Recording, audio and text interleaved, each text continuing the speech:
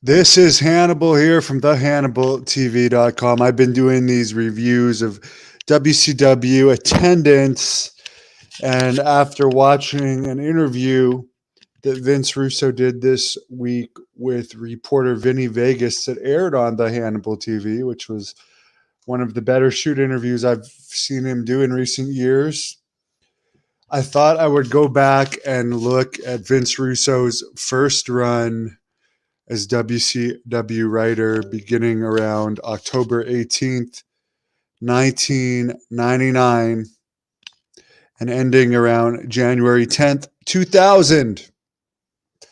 And I mean, they really didn't give him that long of a chance. I'll give him that. I'll be honest, I did not like the WCW creative around this time, even though I was still a high school kid at this time, I think in grade 11. I did not like that they were breaking kayfabe. I was still a fan of the old school. I didn't like the creative control stuff. I never thought Jeff Jarrett was a good main eventer, but I mean that's just my opinion. I like Vince Russo as a person. The ratings he got during the Attitude Era, you can't argue with, and the ratings he got in TNA were TNA's best ratings. And as we'll actually review if ratings went up or not during this period. Vince says that they did go up. So let's see what happened. But as I said, he's a very nice person in real life. He's one of the nicest people in wrestling and one of the most genuine, I would say. And I've been in the wrestling industry since 2001.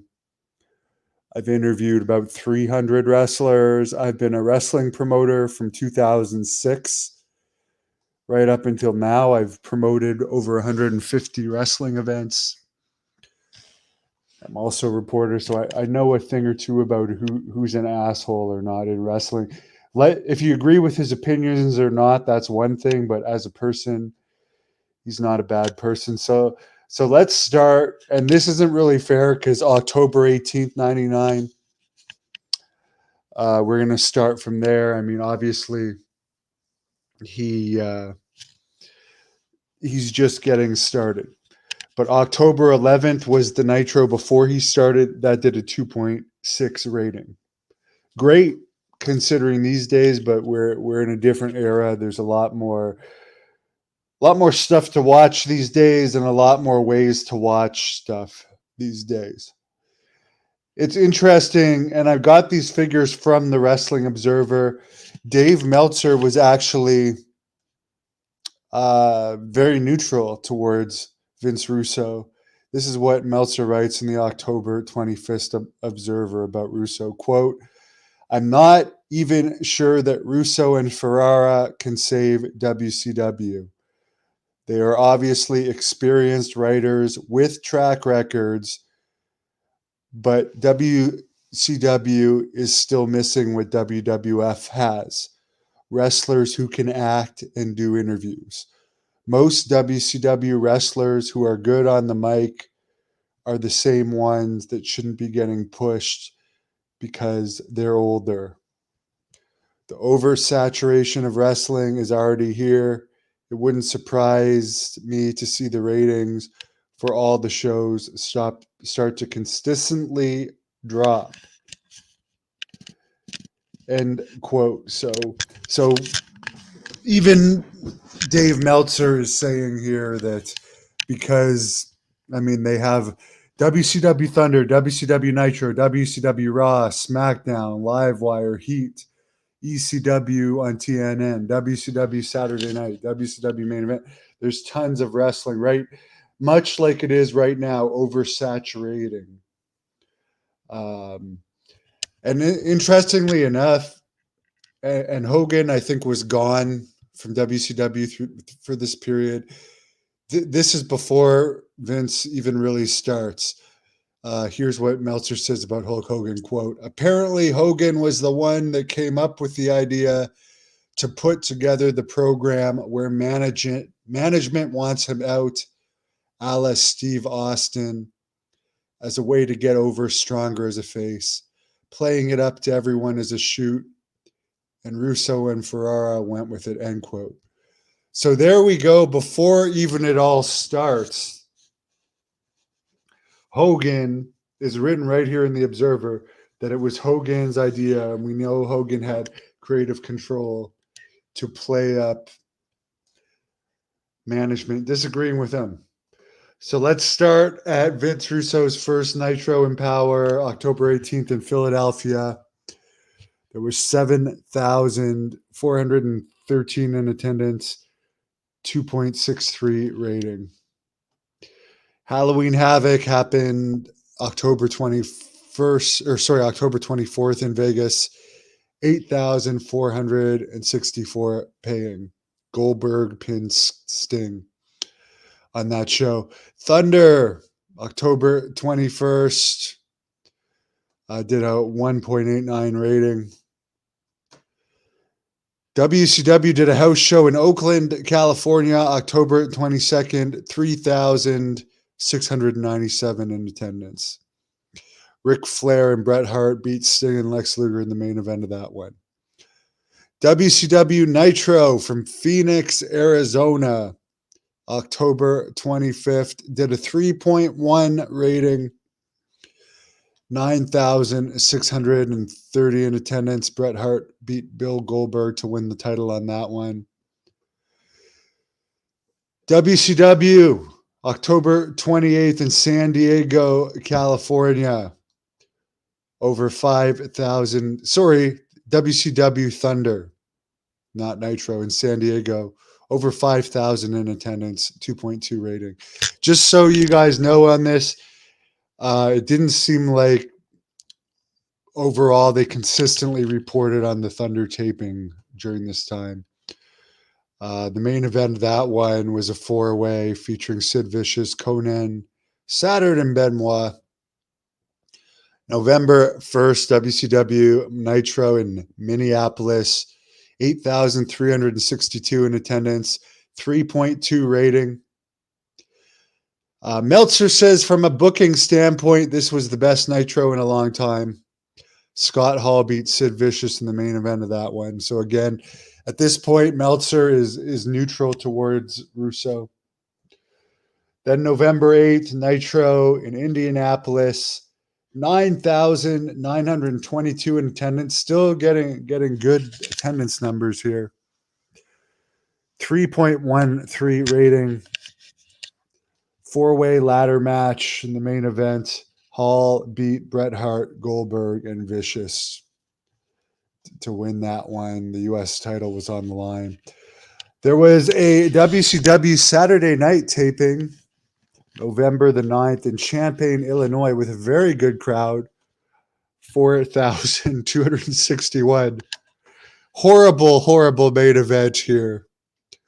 The West Texas Rednecks, Curly Bill, a.k.a. Virgil, and Kendall Will Wyndham, so the B team of the West Texas Rednecks, defeating Scott and Steve Armstrong. Hardly a main event that you'd want to see with over 4,000 fans in the crowd. Nitro, November 15th, from Little Rock, Arkansas, 2.92 rating, before 10,435 fans. Very, very good crowd. Sid, no contests, Kevin Nash. No crowd info from the Thunder taping, November 10th in Fort Wayne. 2.09 rating. Vampiro beat Ming by DQ in the main event of that one. There was a house show in Cleveland, November 19th, 2,900 fans in attendance. WCW Mayhem, WCW's first pay-per-view from Toronto. The Air Canada Centre, almost 14,000 fans at this one. Roughly 2,200 chive capacity. The main matches here were Sting versus Bret Hart, and Bret Hart pinning Benoit to win the world title in the main event. Then Nitro on the 22nd of November in Auburn Hills, Michigan. 11,449 fans. We saw Ming beat Sting. Goldberg and Sid Vicious versus Hall and Nash in the main event. 3.23 rating. Then there was a WCW Saturday night taping in Toledo, Ohio, with only 648 fans in attendance. Creative Control beat Steve Regal and David Taylor in the main event. At this point, you can see they pretty much give up on Saturday night, even though Creative Control were Vince Russo's right-hand man at this time getting a push. That was the Harris brothers. WCW did a house show in Belton, Texas, where I've been to Belton a lot, both to bull ride and wrestle. So I actually popped when I saw this because it's a pretty small town. 2,436 fans in attendance for this house show, where Sid Vicious beat Rick Steiner in the main event. I'm shocked that they did a house show randomly in Belton, Texas, and not any of the main towns in Texas. Maybe that was a paid show. Who knows? The 29th of November at the Pepsi Arena in Denver, there was a Nitro before 12,881 fans. So again, they're getting good crowds here. 3.4 rating, good rating. Benoit and Hart won a three-way tag team over Hall and Nash and Goldberg and Sid Vicious. The main event of that one. Nitro, and again, this, I may have the date wrong here, but they were in Topeka, Kansas next. 2.68 rating. 4,851 fans in attendance. Lex Luger beat Sid Vicious in the main event. December 3rd, WCW house show in Salina, Kansas. Only 1,689 in attendance to see Bret Hart versus Sting. And we've had tons of Great North, not tons, but we've had about 5 Great North Wrestling events above that number. And hardly had star power of Bret Hart versus Sting. I'm not saying we always get crowds above that number, but in our history, we've had crowds from my company above that number. That's got to be disappointing. The next night, December 4th, Cedar Rapids, Iowa, 2,010 fans to see Bret Hart versus Sting. December 5th, a house show, the United Center in Chicago, over 5,000 fans. Bret Hart beat Goldberg. December 6th, WCW Nitro was in Milwaukee, Wisconsin, 7,250 fans. Goldberg beat Jeff Jarrett in the main event, 3.0 rating. The Thunder tapings, December 7th in Madison, Wisconsin. I don't have the rating for that, but it had 3,953 fans. This seems like a main event that I would not have liked. Scott Hall and Kevin Nash and Jeff Jarrett beat Sid Vicious, Chris Benoit, and Dustin Rhodes. Nitro, December 13th from New Orleans, drew 4,479 fans, plus 2,338 comps for a 2.8 rating. So, in other words, they had over 7,000 fans, probably close to 8,000 fans with the comps. At this point, Meltzer writes, Vince Russo seems to be getting desperate and is blaming standards and practices for ratings not going up significantly. But Meltzer says here that Russo is still not getting anywhere near the ratings, the low ratings that Kevin Nash was getting in his final weeks before being removed as head booker. So he is saying here that these are not the lowest ratings in Nitro history. WCW Thunder from Mobile, Alabama. 3,889 fans, 2.3 rating. Kevin Nash and Jeff Jarrett beat Bill Goldberg and Bret Hart in the main event of that one. WCW had a house show December 18th in Jacksonville, Florida. 3,193 fans. Bret Hart beats Bill Goldberg. So Bret Hart wrestled Goldberg numerous times here. December 20th in Baltimore, Maryland. Nitro before almost 9,000 fans. 3.2 rating, good attendance. Bret Hart beat Bill Goldberg to win the vacant world title, which I don't remember why it was vacant at this point. Meltzer also writes in here, overall attendance for the big three promotions were down this year, 99. However, more money was made than ever due to ticket prices being up for WCW, WWE, and ECW as far as ticket live attendance. So he is saying that live attendance, ticket overall were up, but WCW lost 10 million in 1999, which was the largest they'd lost in history, which we're not blaming on Vince Russo here. It's overall, there's numerous reasons. Nitro, January 3rd in Greenville, South Carolina, drew 4,966 plus 2,082 comps. So over 7,000 altogether there, 3.3 rating. There was a Saturday night taping, and this is the lowest Saturday night taping I've ever seen as far as attendance, in Rock Hill, South Carolina. Only 5,076 in attendance. Booker T versus Chris Harris was one of the main matches of that one. That must have been during the days Chris Harris was in the WCW power plant. There's a good interview with Chris Harris on the Hannibal TV for anyone who wants to look it up. WCW had a house show in Lowell, Massachusetts, January 7th. Over 3,000 fans. Sid Vicious beat Bret Hart on that one by DQ.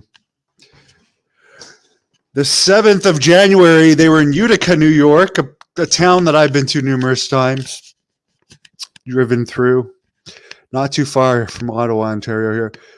2,895 fans to see Sid Vicious beat Bret Hart. Bret Hart not getting big crowds on house shows overall, I would say, at this time. This is another really bad crowd. January 9th, State College, PA, WCW. 1,200 fans saw Bret Hart beat Sid Vicious. Horrible crowd for that one. WCW Nitro in Buffalo, January 10th. 8,990 saw Bret Hart defeat Kevin Nash. 3.4 rating. WCW Thunder in Erie, Pennsylvania, taped on January 11th. 3,947 saw Jeff Jarrett and Kevin Nash beat Chris Benoit and Sid Vicious in the main event. WCW had a house show January 14th in Charleston, West Virginia. 5,970 fans saw Sid Vicious beat Randy Savage, who was replacing Bret Hart on this show due to Bret Hart having an injury. Very good crowd there for Randy Savage returning. And it was around this time that they replaced Vince Russo as Booker after only a few months. They replaced him with a committee that included Kevin Sullivan, J.J. Dillon, and Terry Taylor. Kevin Nash was put in a place of power as a liaison between talent and wrestlers. Meltzer writes here that Vince Russo was better liked as a person than Kevin Sullivan at this time. Obviously, Chris Benoit, who married Kevin Sullivan's ex-wife, woman, and ended up killing her, as well as his kid, as well as their kid. Benoit and woman's kid obviously had heat with Sullivan. Ended up leaving the company with a bunch of his quote-unquote vanilla midget friends. They were given their release. Again, Benoit was champion, and he left because he didn't think Sullivan was going to push him, even though Sullivan made Benoit champion. This was just a horrible time in WCW. So, again, the first show after Vince Russo was a pay-per-view in Cincinnati, Ohio. Sold out 14,132 fans. So, again, you got to put that on Vince Russo's booking because it was really just as Sullivan was taking over. And I love Kevin Sullivan, by the way. He's one of my mentors. I'm not saying anything bad about Kevin Sullivan at all here. I'm just saying this was a shitty time in WCW because if anyone remembers, they didn't give Kevin Sullivan a chance as Booker here either. And Kevin Sullivan, just for the record, was the most successful Booker in WCW history. The Nitro, January 17th in Columbus, Ohio, drew 10,646. Very good crowd. And just for the record, before Vince Russo took over, the last Nitro before he took over did a 2.6 rating. And the last Nitro under Vince Russo's control was a 3.4 rating. So, as I said, I'm not even a fan of Vince Russo's booking at this time. I did not like it, but he is telling the truth that during his first run, ratings did go up 2.6 to a 3.4. So there we go. John lights the West Texas Rednecks with Kurt Hennig and Barry Windham. I loved the West Texas Rednecks. Curly Bill and Kendall Windham were definitely the weak points of the West Texas Rednecks. But one of WCW's complete failures was the killing of the West Texas Rednecks. I'm going to leave it at that. They were one of the greatest things of WCW. And whoever is responsible for pulling the plug on the West Texas Rednecks, I will give a big F you to. I would love to know the more details on how the West Texas Rednecks formed. Great faction, underrated faction. Thank you for watching the Hannibal TV. Please like this video if you enjoyed it and click the subscribe button to not miss any of our latest shoot interviews, match videos, or news updates.